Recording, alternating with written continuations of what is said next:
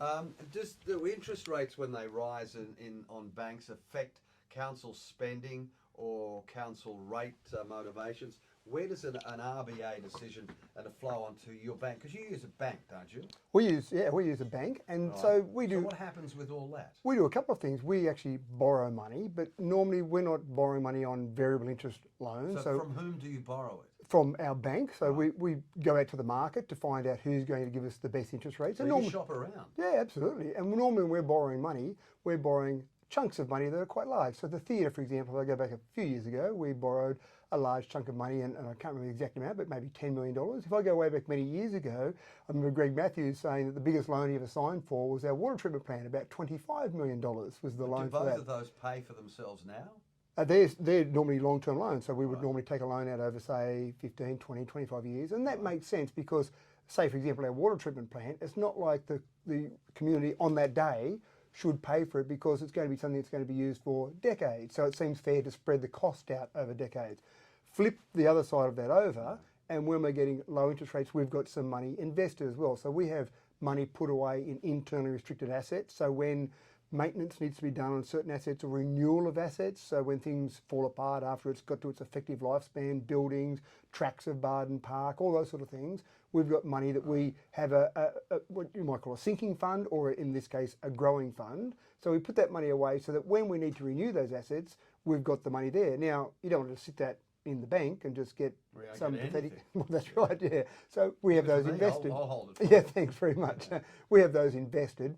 But when we invest those funds, we need to invest them fairly conservatively. It's not like we go, oh, we've got this really good fund, a hedge fund that someone told me about. It's going to guarantee 10% return over the next 10 years. There's a bit of risk associated with it. It's not appropriate to take public money and expose it to high risk. So the return we get on our money typically isn't fantastic returns, but when we've got low interest rates like we have at the moment, that the whole society or our market is all low interest rates, and the return we get on our money is obviously a bit lower than it normally would be. Do you get good value for your investments?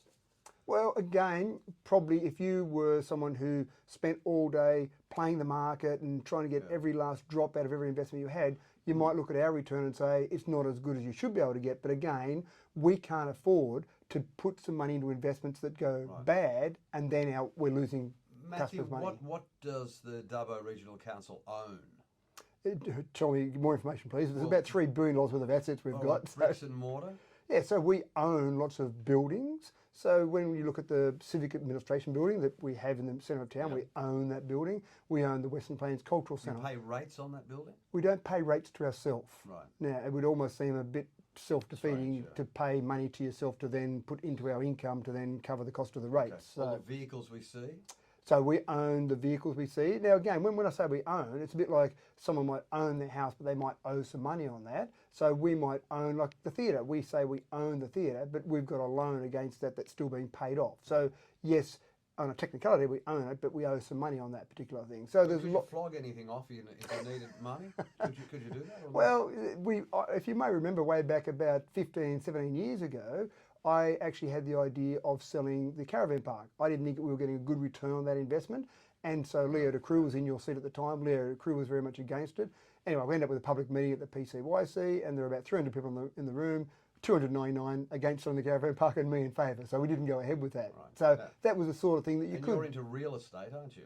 At the moment, we certainly own large tracts of land, council does, and then from time to time we come in and out of the market. Yeah. And I kind of changed my mind on that a little bit, whether we should be in real estate or not. But at the moment, I've got my dubious feelings on that too. yeah, but at the moment, with it being so hard to get some real estate, it's probably good that we're in there. But again, a few years ago, I was probably of a different opinion, thinking, why are we competing with private developers out there? Are we better off being in the market where we just say to developers, develop to your heart's content, you're not ever going to compete with council. Yeah. So if all of a sudden the rates that you were being given, which are a minimal part of what the Dubbo Regional Council needs to operate on, correct? So the rates that the residents of Dubbo pay Bills would would make pay, up, that just the rates alone makes up less than 40% of our overall income. So there's The 60% you've got to make up.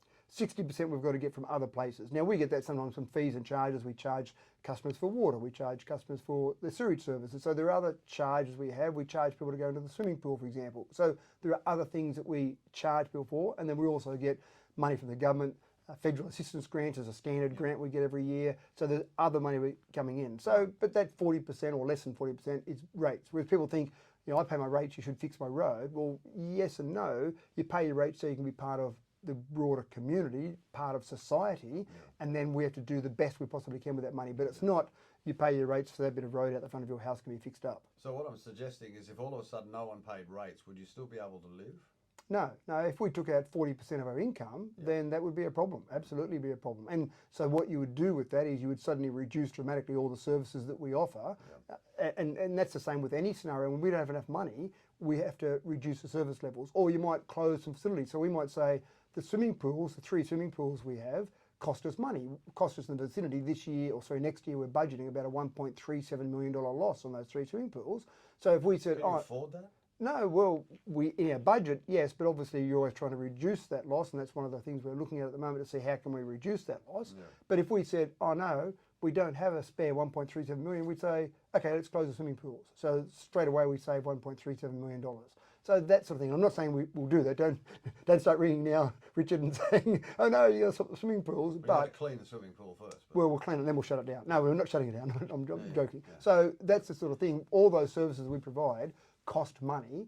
Sporting fields. So if we suddenly had no money, we'd say, sorry, we can't afford to maintain sporting fields anymore. Right. So you can't play sport on weekends. Well, this is all leading, Matthew Dickinson, to what I'm going to now ask you now about your rate application to have it adjusted. Now, I talked to Murray Wood the other day, you've got 2 budgets, one sitting on a 0.7 and one wanting a 2 point something. 2.3, yes. Right, now there's submissions for the budget closed at the end of last month. 30th of May, correct. So what's happening with the rates now?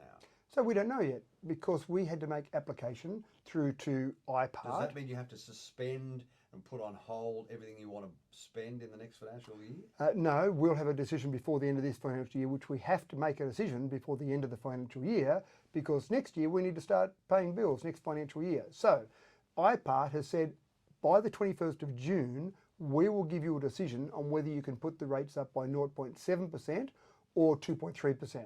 Now, last night we had a workshop and we looked at submissions, and one of the things we looked at were how many submissions we received around rates. We only received 4 submissions around rates, and 2 of those submissions said, yeah, I'm okay with putting the rates up to 2.3%.